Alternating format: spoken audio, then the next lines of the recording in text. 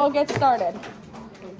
That paper that Ms. Jerdon just went over with you, you have a common assessment on Friday. That's a perfect paper to be studying from for examples in regards to stimulus and response. And before we even went over this paper, you guys seem to know stimulus and response when I was asking you. You guys said a lot of these things that were the examples. So that's good. All right, so does everybody have one? Yeah. Okay, so I'm going to go ahead and read over the instructions with you guys real quick. All right, so this is the homeostasis lab on the very first page. It says, which we already went over this, but it's just reiterating. Homeostasis means maintaining a relatively constant state of the body's internal environment. The term used to describe a pattern of response to restore the body's normal, stable level is termed negative feedback. When a stimulus, which is an environment change, you guys all seem to know that, is met by a response that reverses the trend of this stimulus, it is negative feedback. As a result, the internal environment is returned to normal. Pulse rate is constantly checked by receptors or sensors throughout your body. A stimulus, such as elevated pulse rate, leads to a reaction by an organ making their response. An appropriate response will return the pulse rate back to normal. All right, so the purpose of this is to observe an example of homeostasis working to control your body's pulse rate, which is your heart rate. So what we need is a stopwatch. So we said you could bring your phones, but we decided it's a lot easier. When we go outside, we're just going to tell you the time. So we're going to say, all right, for 3 minutes you have to exercise. And you're going to do it, and then we'll say, okay, stop. And then I'll say, okay, record your heart rate.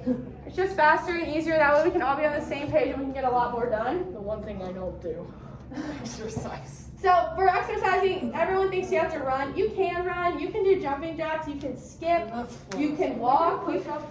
You can do push-ups. Yeah, you can do crunches. You can do planks.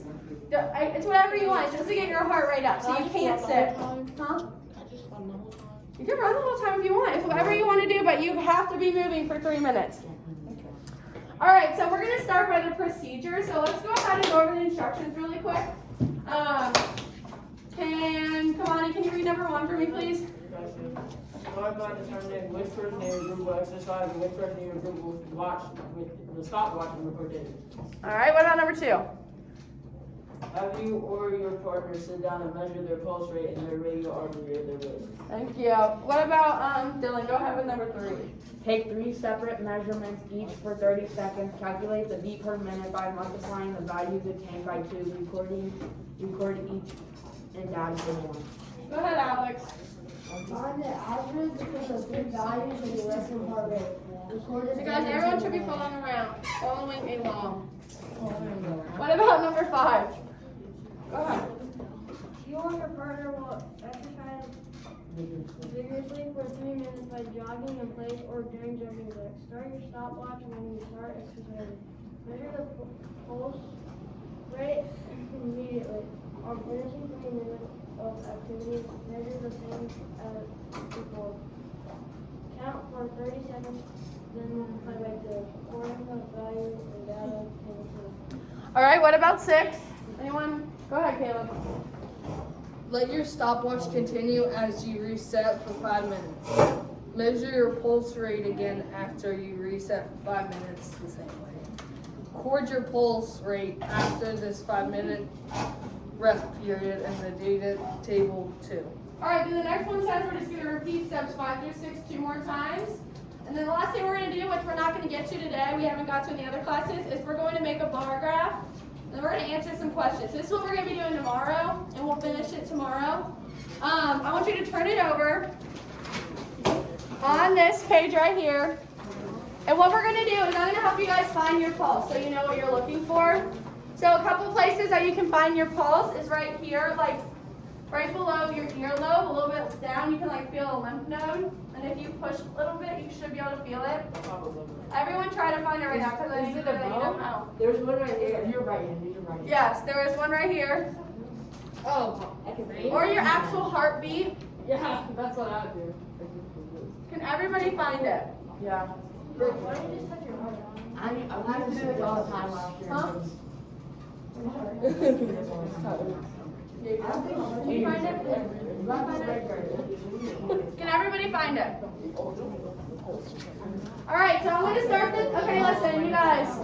I'm going to start the timer for 30 seconds. When I say go, you're going to count the number of times you felt your heartbeat. And then at the end of that, we'll multiply it by 2, and then that'll give us our heart rate for 1 whole minute. So I'm going to go ahead and start. I'll tell you when. I'll say 3, 2, 1. Oh, where's the stopwatch?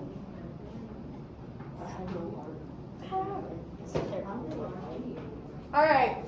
Are you guys ready? We're going to start counting in 3, 2, 1, go.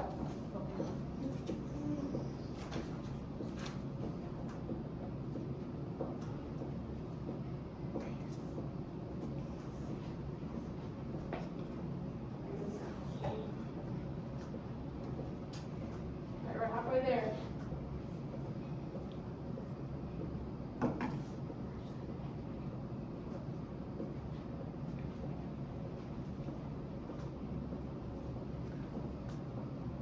All right, stop. So whatever number you got, if you got 50, if you got 60, multiply that by 2.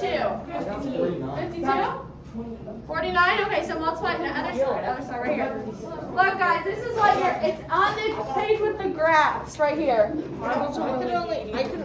Yeah, mine wasn't either. I only know like one. Okay, guys, hang on. Can you be quiet for just a second? What did you say, Jeff? We read like what we got or So you got 52, you'll times that by 2, and then that's what you write. Really hot. What if we got one? Well, actually, I got 4. I got 100. I got one. I got Total? I felt it. No, I don't know you did. You put 2 there. Did everybody get that or understand? You need to multiply that You have by 2. something. I got 2.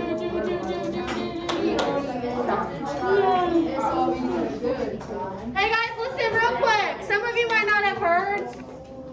Everyone look up here. So say I did my thing. The first time I did it, I counted 40 beats in 30 seconds. So to make it a minute, we're going to times it by 2. And then that gives me 80. It's not the raw number, but you got to times it by 2. About that. I felt it again for 30 seconds and I got 20 that time. Okay. So what we're going to do next, we're going to do that again, okay?